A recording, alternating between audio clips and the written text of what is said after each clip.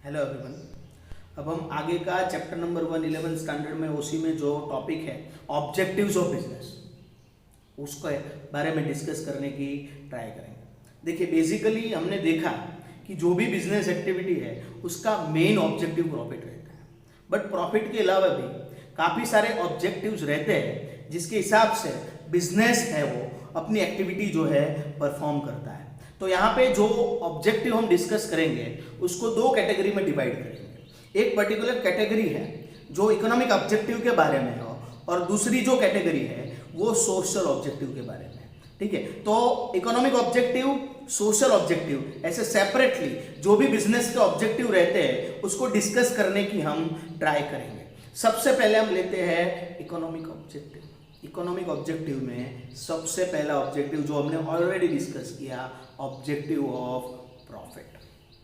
Profit के objective से ही हर individual business activity start करता है। जब भी बिजनेस स्टार्ट होता है तब जो भी पर्टिकुलर इंडिविजुअल है उसके माइंड में यही रहता है कि भाई मैं मेरी बिजनेस एक्टिविटी में से ज़्यादा प्रॉफिट कैसे करूँ। जब प्रॉफिट मिलता है तो हम बोलते हैं कि भाई प्रॉफिट इंक्रीज होता है डे बाय डे, तो हम बोल सकते हैं कि बिजनेस एक्टिविटी अच्छी तरह से चल रही है। ठीक है, तो अच्छी तरह से बिजनेस एक्टिविटी जो है उसको चलाने के लिए प्रॉफिट है वो सबसे प्राइमरी ऑब्जेक्टिव होता है in terms of economic objective कोई भी बिजनेस के हिसाब से। whether this particular business is on small scale, medium scale और large scale, कोई भी बिजनेस होगा उसका primary objective in terms of economics क्या होगा, तो कि भाई प्रॉफिट कमाना। तो वो पहला ऑब्जेक्टिव हुआ। दूसरा ऑब्जेक्टिव है मैक्सिमाइजेशन ऑफ वेल्थ। कि शॉर्ट टर्म में हर एक बिजनेसमैन ऐसा चाहता है कि भाई मैं मेरे बिजनेस में से हैंडसम अमाउंट में प्रॉफिट है जो अर्न करूँ, तो उसका शॉर्ट टर्म ऑब्जेक्टिव रहता है इकोनॉमिक के टर्म्स में। बट लॉन्ग टर्म में जब वो इकोनॉमिक के टर्म्स में डिस्कस करना चाहेगा, अगर इकोनॉमिक टर्म्स में वो थिंक करना चाहेगा तो वो बोलेगा कि भाई मेरी वेल्थ ये पर्टिकुलर बिजनेस के हिसाब से मैक्सिमाइज होनी चाहिए। तो वेल्थ में हम क्या ले सकते हैं, बैंक बैलेंस आ गया, कैश बैलेंस आ गया, उसके पास जो प्रॉपर्टी है, लैंड हो, बिल्डिंग हो, मशीनरीज जो है, सब पर्टिकुलर जो भी एस्पेक्ट्स है जिसमें वो इन्वेस्टमेंट कर सकता है for long period of time. This create wealth for this particular businessman. तो वेल्थ भी है। उसके अलावा अदर इकोनॉमिक ऑब्जेक्टिव में है कि भाई वो अपना बिजनेस जहाँ पे उससे ग्रो करे। एक पर्टिकुलर प्लेस पे उसका बिजनेस है तो उसको दूसरे नए प्लेस में एक्सपांड करे। ठीक है, इतने काफ़ी अदर ऑब्जेक्टिव्स भी रहते हैं। Now another one is social objective. कि हमने देखा कि बिजनेस ओनली इकोनॉमिकली जो अर्निंग है, प्रॉफिट है, उसको कमाने के लिए नहीं हो रहा है, उसका काफ़ी सारा सोशल एस्पेक्ट्स भी रहता है जो बिजनेसमैन को कंसिडर करने हैं एज अ सोशल ऑब्जेक्टिव। सबसे पहला है ऑब्जेक्टिव ऑफ सोशल रिस्पॉन्सिबिलिटी।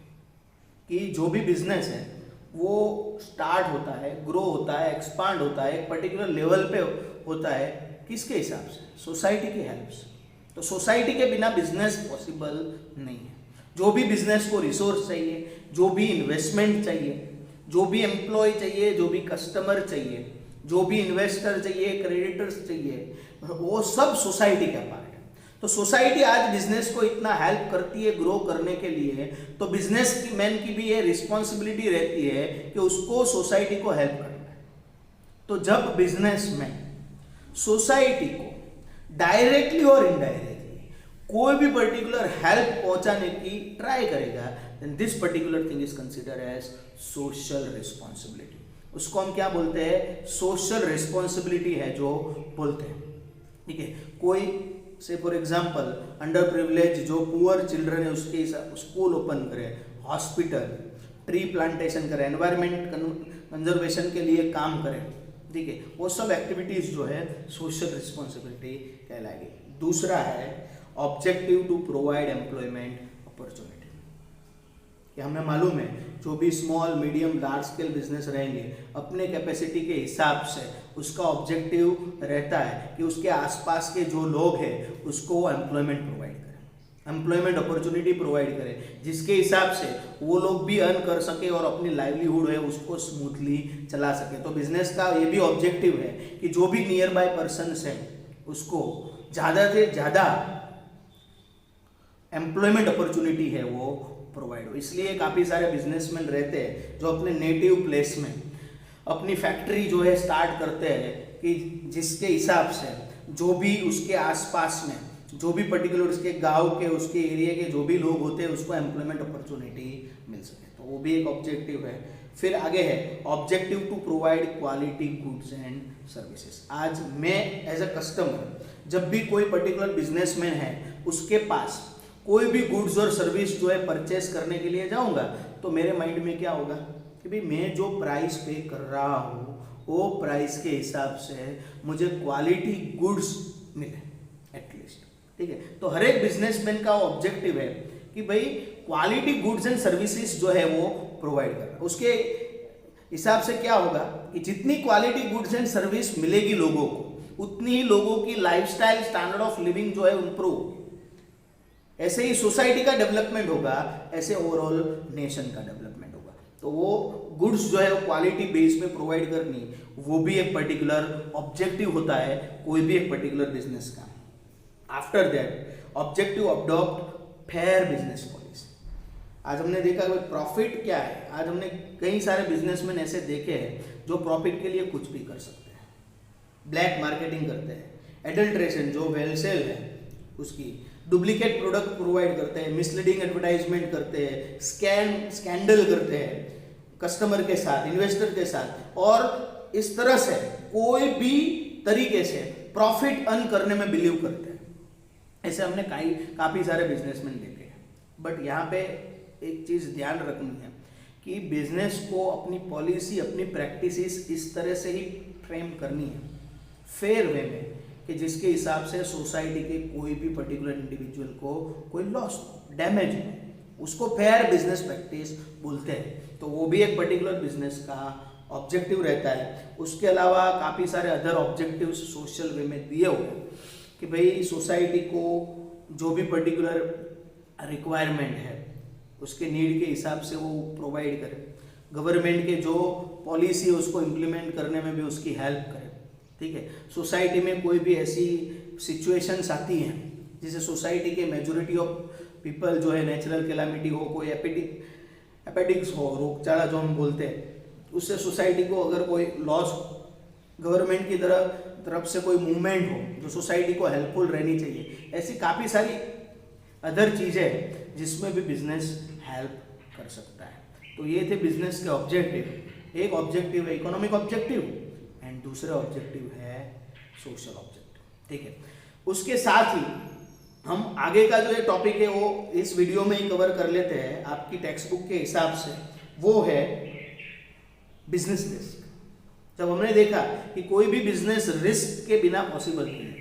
जब भी हम बिजनेस एक्टिविटी स्टार्ट करेंगे तो फ्यूचर में काफ़ी सारे रिस्क आएंगे, काफ़ी सारी अनसर्टेनिटी आएंगे। तो हमने आगे भी देखा रिस्क दो टाइप के होते हैं, मैन मेड रिस्क जो मैन क्रिएट करता है, रॉबरी है, ठीक है, फायर है, थेफ्ट है, चोरी जो हम बोलते हैं, ठीक है। ये सब चीज ऐसी है, रायट्स है, हुल्लड़ जो हम बोलते हैं, ये सब ऐसी चीज है जो मैन क्रिएट करता है। उसके हिसाब से बिजनेस में आगे अर्निंग की रिस्क जो है आती है तो वो मैन मेड रिस्क है।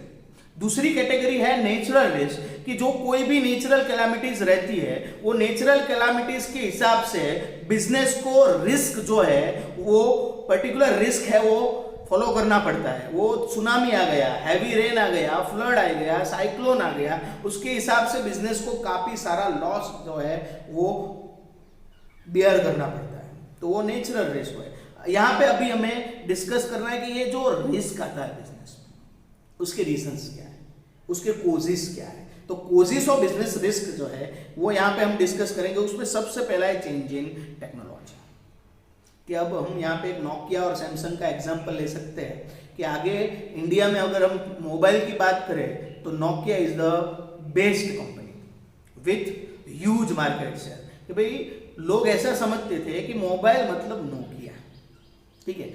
But after that mobile industry में मोबाइल पर्टिकुलर डिवाइस में टेक्नोलॉजी जो है चेंज हुई, एंड्रॉइड टेक्नोलॉजी जो है अडॉप्ट हुई। बट नोकिया ने क्या किया कि उसकी जो ट्रेडिशनल टेक्नोलॉजी थी, कीपैड बेस्ड जो पर्टिकुलर टेक्नोलॉजी थी मोबाइल डिवाइस में, वही कंटिन्यू रखा और दूसरी जो कंपनीज है सैमसंग जैसी कंपनीज, उसने वो एंड्रॉयड टेक्नोलॉजी है उसको क्या कर लिया, अडॉप्ट कर लिया। तो नोकिया जो नंबर 1 कंपनी थी इंडिया में मोबाइल के मार्केट शेयर के हिसाब से, उसका मार्केट शेयर एकदम नीचे गिर गया। सैमसंग ये जो चेंज है टेक्नोलॉजी का, उसका चेंज है, उसको उसने अडॉप्ट कर लिया, इसलिए आज सैमसंग जो है क्या हो गया, कंपनी जो है वो ह्यूज मार्केट शेयर के साथ, एमआई सैमसंग जैसी कंपनी है उसने ह्यूज मार्केट शेयर के साथ अपना बिजनेस जो है उसको एक्सपांड किया। तो ये रिस्क टेक्नोलॉजी के हिसाब से आया नोकिया को, जिसके हिसाब से नोकिया कंपनी को बंद करनी पड़ी, माइक्रोसॉफ्ट को उसको सेल कर देनी पड़ी। तो ये पर्टिकुलर कोज है। दूसरा है थ्रेट ऑफ सब्स्टिट्यूट प्रोडक्ट, कि ज़्यादातर मार्केट में हमारी जो प्रोडक्ट रहती है उसके हिसाब से कंटिन्यूअस बेसिस पे सब्स्टिट्यूट प्रोडक्ट तो आती ही रहे, तो हमें ये भी पर्टिकुलर थ्रेट रहेगा कब कोई ऐसी प्रोडक्ट लेके आ जाए और हमारी प्रोडक्ट आउटडेटेड हो जाए, कस्टमर का प्रेफरेंस उस तरफ चला जाए, ऐसी चीज जो है हो सकती है मार्केट में। तो सब्स्टिट्यूट प्रोडक्ट जो है उसका भी थ्रेट जो है काफी सारा रहेगा। जब हम बिजनेस जो है करेंगे तो उसके हिसाब से भी रिस्क आते हैं, सब्स्टिट्यूट प्रोडक्ट के हिसाब से कंपटीशन, कि भाई जो भी पर्टिकुलर सर्विस प्रोवाइडर है इंडिया में, से for example mobile service provider, mobile data service provider, idea, Vodafone, ठीक है, एयरटेल, वो सब थे जो हमें ये सिम कार्ड की सर्विस प्रोवाइड, किसी ने भी सपने में भी नहीं सोचा होगा ये कंपनी ने आज से 5-6 साल पहले कि रिलायंस जियो नाम की ऐसी कंपनी लॉन्च होगी, वो मार्केट में इस तरह से एंट्री करेगी और इस तरह से सब कंपनी का मार्केट शेयर वो लेके सब कंपनी जो है इसका मार्केट शेयर आगे गिरा दी। तो कॉम्पिटिटर कब आता है, उससे कैसे रिस्क और अनसर्टनिटी हमें फ्यूचर में, ठीक है, उसके लिए हम कैसे ही पर्टिकुलर इफेक्ट हमारे ऊपर होगी वो हम सोच नहीं सकते। तो कंपटीशन के हिसाब से भी रिस्क आ सकता है, लेजिस्लेशन रिस्क। यहाँ पे मैगी का एग्जांपल लेंगे कि भाई कोई एक पर्टिकुलर पर्सन जिसने मैगी का टेस्ट करवाया, उसने देखा कि उसमें एक प्रकार का लीड है जिसे कैंसर होता है, ऐसे फॉर एग्जांपल, तो उसने क्या किया, एक पर्टिकुलर पर्सन ने पीआईएल की लीगल कॉम्प्लिकेशन के हिसाब से कोर्ट का जो भी पर्टिकुलर जजमेंट आया उसमें मैगी को पर्टिकुलर टाइम पीरियड के लिए बैन किया गया लीगल एस्पेक्ट के लिए। तो ऐसी चीज कब आ जाती है, कैसे आएगी, वो चीज हमारे माइंड में रहती नहीं है। तो वो एक पर्टिकुलर एस्पेक्ट्स भी क्या हो सकता है, रिस्क के हिसाब से हो सकता है। अनसर्टनिटी ऑफ डिमांड, कि आज कस्टमर को जो पर्टिकुलर चीज़ पसंद है अगले 5 साल के बाद वही चीज़ उसको पसंद होगी, ये चीज़ हम कह सकते हैं नहीं, ठीक है, क्योंकि over a period of time जैसे ही स्टैंडर्ड ऑफ लिविंग, लाइफस्टाइल, जो भी एस्पेक्ट्स चेंज रहती है उसके हिसाब से कस्टमर का टेस्ट और प्रेफरेंस भी चेंज होता है, उसके हिसाब से डिमांड की पैटर्न भी चेंज रहेगी, ठीक है। कि आज से आप 10 साल पहले जो क्लोथिंग पैटर्न थी, जिस टाइप के क्लोथ्स फैशन में थे, आज वो नहीं है, क्लोथ्स की जो भी एस्पेक्ट्स है उसमें चेंज हो गया, ठीक है। तो डिमांड भी चेंज हो, उसके हिसाब से भी रिस्क जो है बेयर करना पड़ता है बिजनेसमैन को। फिर है फिजिकल रिस्क। फिजिकल रिस्क में basically machinery, it may be possible कि आउटडेटेड हो जाए, जो रॉ मटेरियल है उसकी स्कैरसिटी हो जाए, ठीक है, एम्प्लॉय जो है स्ट्राइक पे चले जाए, उसके हिसाब से बिजनेस के ऊपर रिस्क जो है आ सकता है, तो वो भी एक पर्टिकुलर बिजनेस का क्या हुआ, रिस्क का कोज हुआ। तो उस तरह से काफ़ी सारे कोजेस है, रीजंस है, जिसके हिसाब से कभी भी फ्यूचर में बिजनेस को रिस्क और अनसर्टनिटी का सामना करना पड़ता है।